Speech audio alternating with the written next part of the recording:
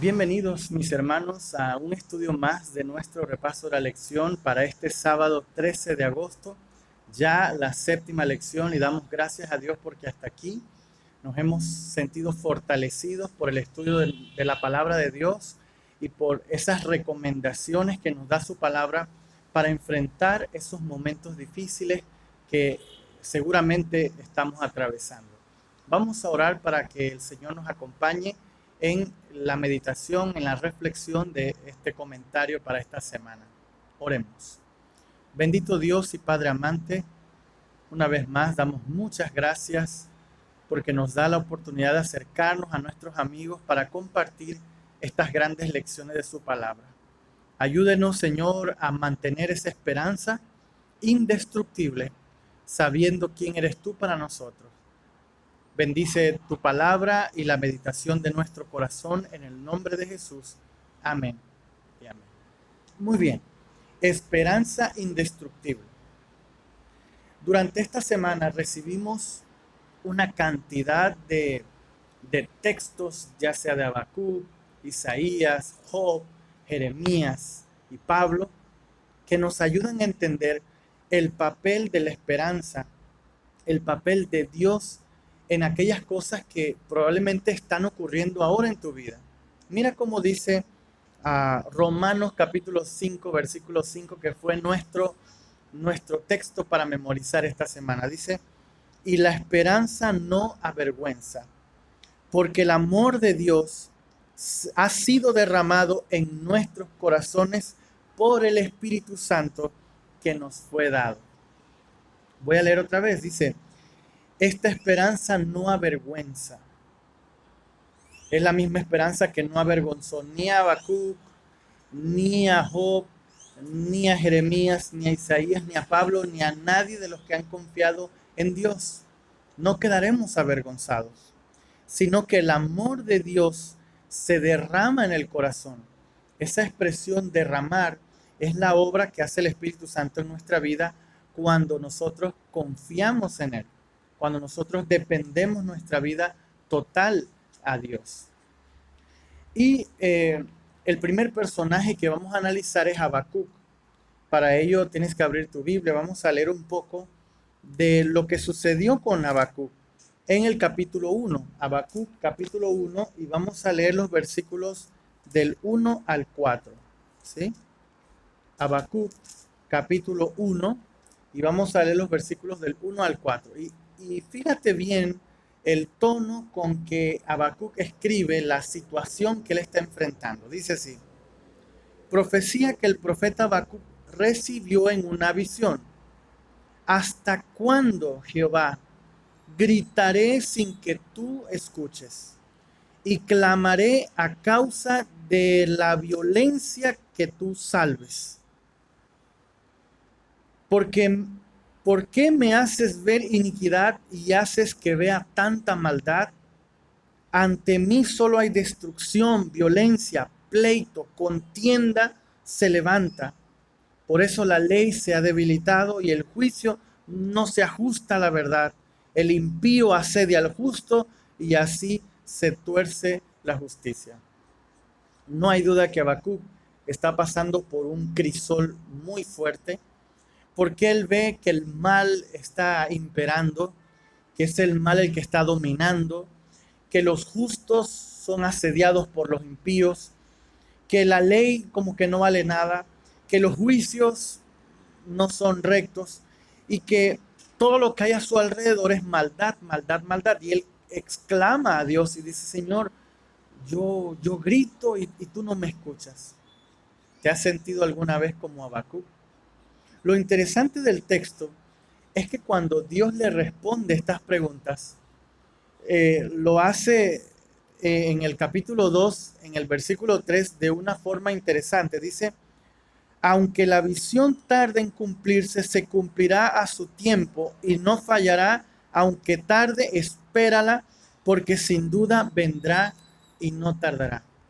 Cuando Habacuc empieza a exclamar a Dios, lo interesante es que Dios llega y le dice, y eso que no has visto nada como lo que va a ocurrir después, como que Habacuc está enredado en sus problemas personales, en lo que él ve, y no logra ver el panorama completo.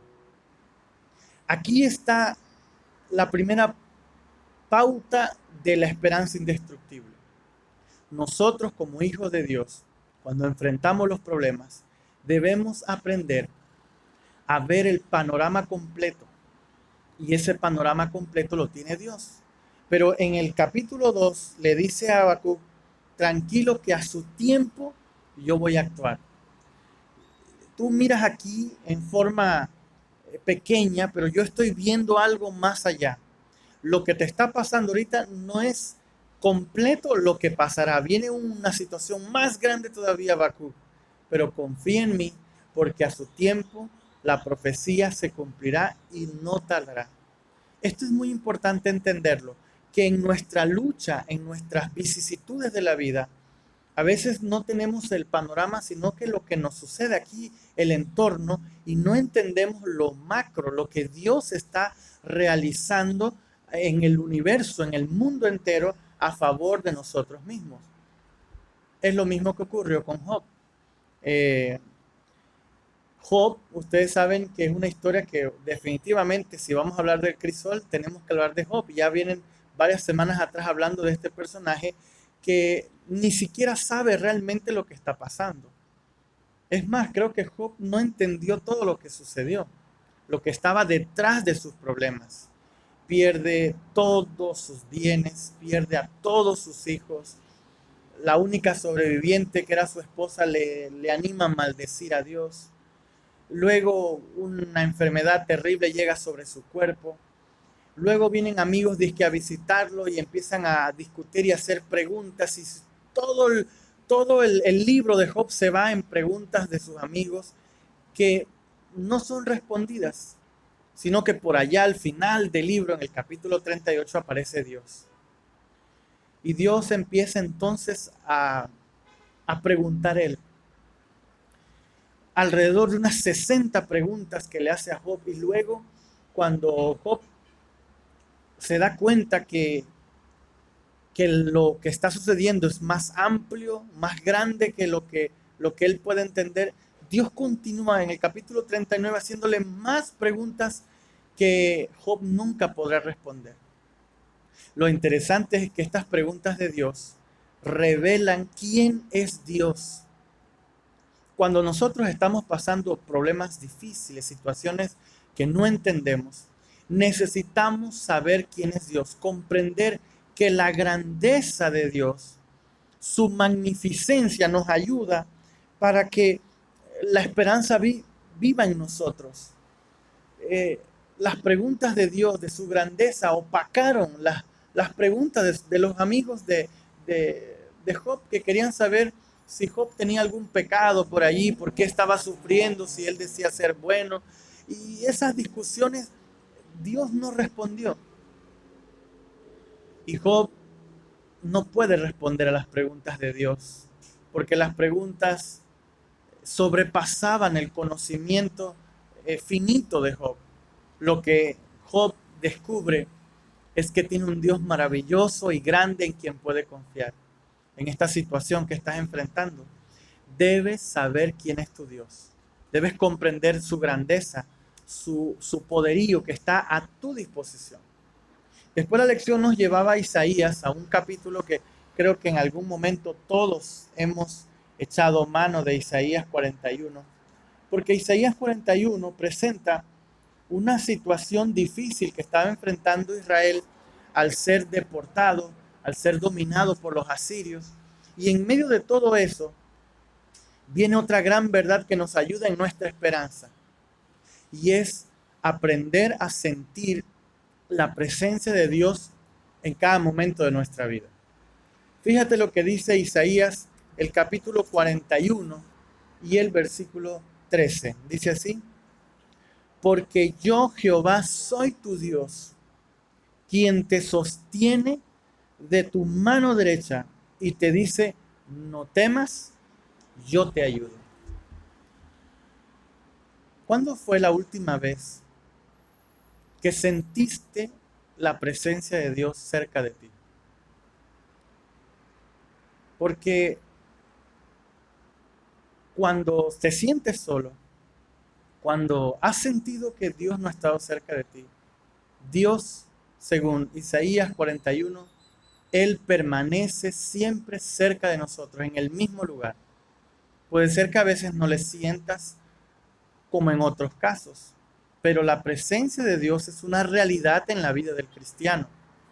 Entonces, para que tengas una esperanza indestructible, necesitas, uno, conocer el panorama completo.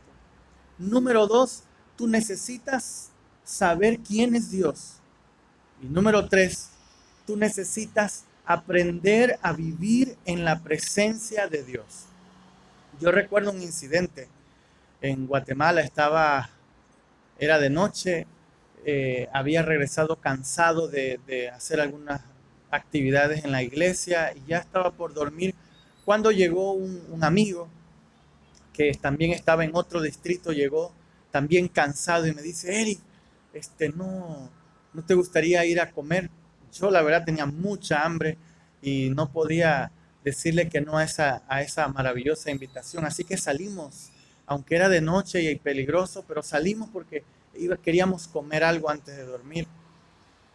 Y cuando íbamos por una calle que tenía un paredón a la izquierda, solo era la calle y un muro, nosotros íbamos pegaditos al muro cuando de una esquina sale un carro a toda velocidad. Obviamente ese hombre debía estar borracho.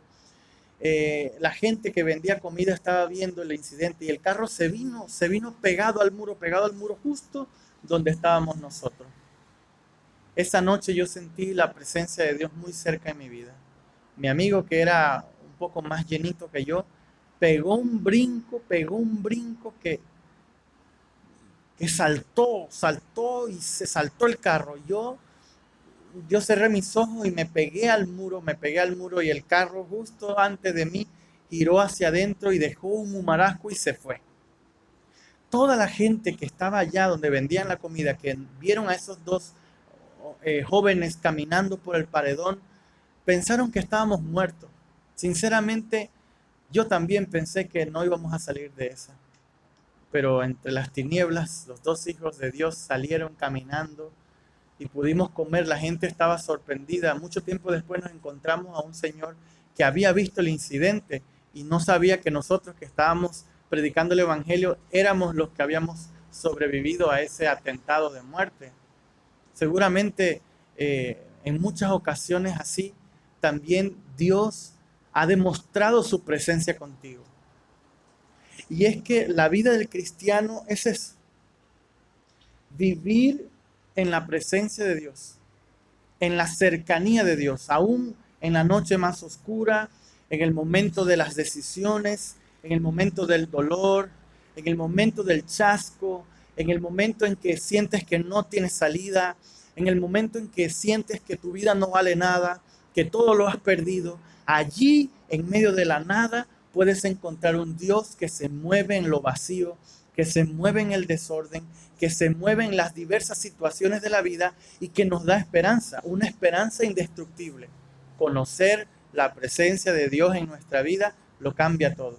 Y ya entonces no es un culto en la mañana que tú haces y te alejas de Dios, no es un culto bonito al que tú asistes, no es un canto que elevas a Dios, no. Es que aprendes a caminar, a trabajar, a sonreír, a ser, a moverte en la presencia de Dios, caminando sabiendo que no estás solo, que hay un Dios cercano a ti que dice, yo soy tu Dios, quien te sostiene de tu mano derecha y te dice, no tengas miedo, porque yo estoy para ayudarte. Así que hasta aquí podemos aprender que necesitamos ver el panorama completo. Job nos enseña que necesitamos conocer la grandeza de Dios e Isaías nos enseña que necesitamos vivir en la presencia de Dios. Ahora, ¿qué nos dirá Jeremías? Jeremías nos habla del plan de Dios. Israel está pasando una situación sin esperanza y cuando leemos Jeremías capítulo 29 encontramos al menos 3 principios maravillosos que nos ayudarán a tener una esperanza indestructible. Miren, en el versículo 4, por ejemplo, Jeremías escribe, dice, yo Jehová hice transportar a Judá de Jerusalén a Babilonia. Qué interesante es que Dios sea el que diga, yo fui el que permití el que Babilonia viniese acá. O sea que esto no es, lo que está pasando no es una casualidad. Yo no sé si tú todavía crees en las casualidades, pero vemos un Dios que tiene un plan, un Dios que dice, bueno, es el momento de que esta ciudad domine esta y permite que el pueblo de Dios vaya a Babilonia, y aunque eso no era entendible, Dios estaba permitiendo el fracaso porque en el plan de Dios esto tenía que ocurrir. Así que lo primero que encontramos de Jeremías es que Dios le dice a su pueblo que no pierda la esperanza porque esta situación no es casualidad. Número 2, lo encontramos en el versículo 7. Estoy en Jeremías 29:7. Dice, procurad la paz de la ciudad a la cual os hice transportar, mismo principio anterior, y rogad por ella a Jehová, porque en su paz tendréis vosotros paz. Quiere decir que Dios estaba obrando en medio de esa situación que Israel estaba viviendo. Le dice, la paz que esta ciudad grande tenga será la paz que ustedes tendrán. Así que el segundo punto es entender que no debemos perder la esperanza porque Dios puede obrar en medio de las dificultades de la vida.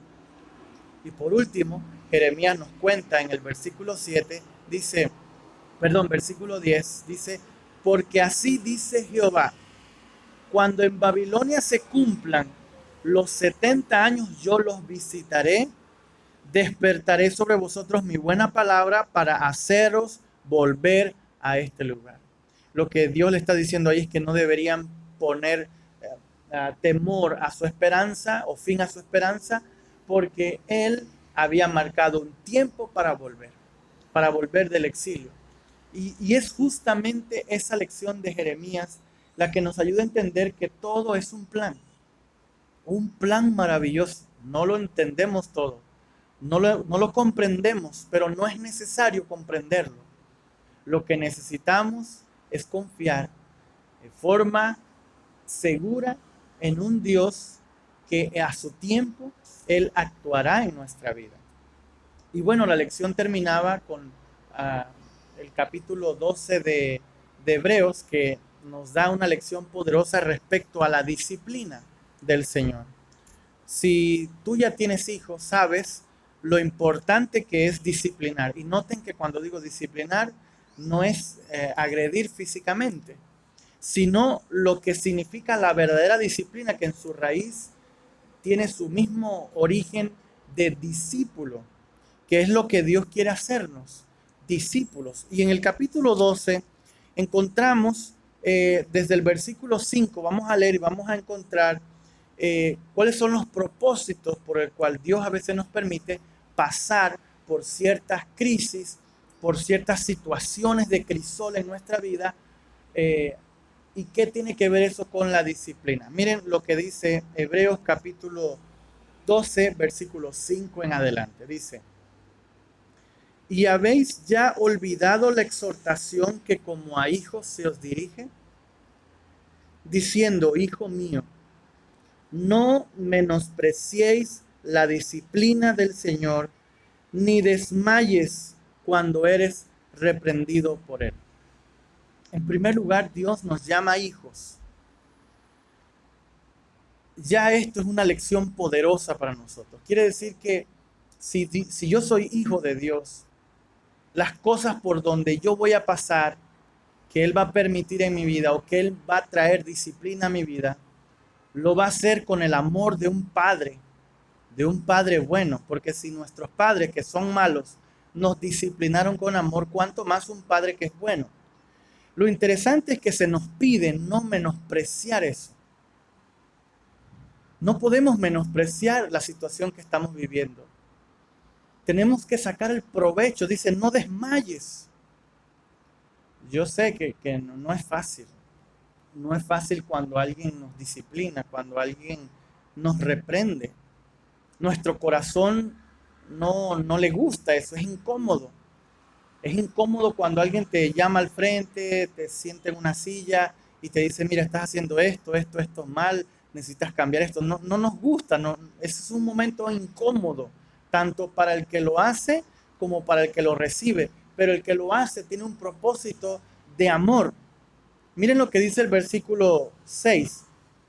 Porque el Señor ama, disciplina, azota a todo el que recibe por hijo.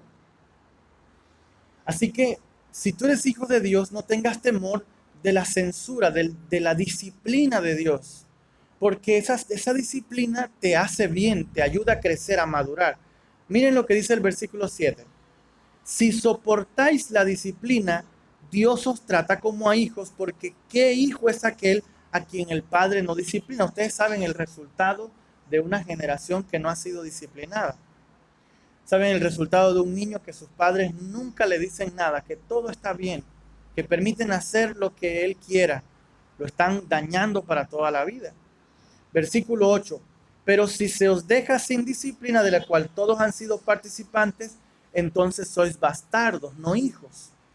Porque cuando un padre no le importa a su hijo, no tiene que disciplinarlo. Simplemente si el hijo hace una cosa o no, le da igual.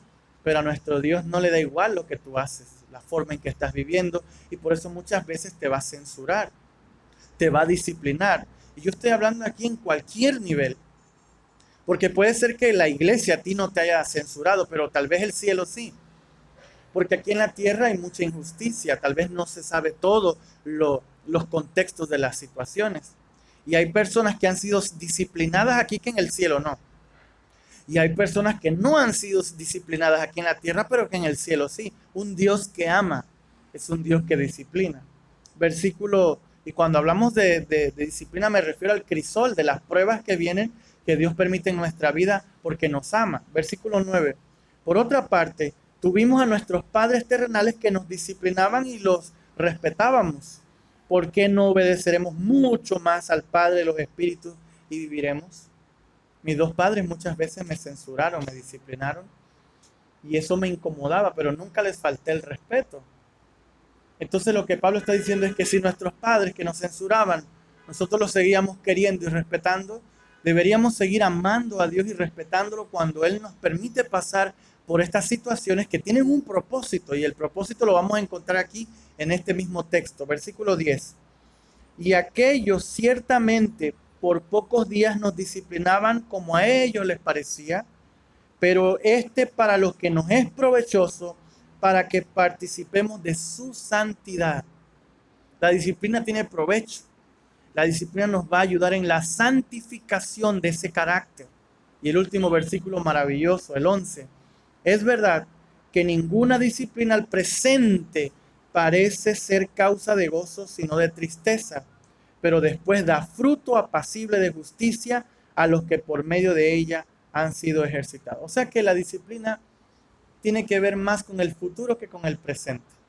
Y Dios ve en ti un futuro maravilloso. Por eso en este presente tiene que censurarte, tiene que disciplinarte, tiene que pasarte por el fuego para que tu corazón pueda comprender estas verdades. La verdad de Habacuc, que hay que ver el panorama completo. La verdad de Job, que necesitamos conocer la grandeza de Dios. La verdad de Isaías, que nos enseña a vivir en la presencia de Dios. La verdad de Jeremías, que nos enseña que Dios tiene un plan en nuestra vida. Y la verdad que vivió el apóstol Pablo, que nos enseña que toda disciplina es de un Dios amante que nos dará fuerza a esa esperanza indestructible. Puedes lograrlo, puedes salir de este crisol en el nombre de Cristo Jesús. Yo quiero invitarte en esta hora para que permitas esa obra de Dios en tu vida. Oremos. Señor, gracias te damos por esta linda lección de esta semana. Graba en nuestra mente, en nuestro corazón estos principios de verdad y bendice a aquellos que en este momento no entienden todo tu plan, pero que estén confiados de ese plan. Tal vez no tienen el panorama completo y no lo tendrán, pero pueden conocer tu grandeza y estar en tu presencia y recibir la disciplina que los preparará para el reino de los cielos. Esto lo pedimos en el nombre de Jesús. Amén y amén. Que Dios les bendiga.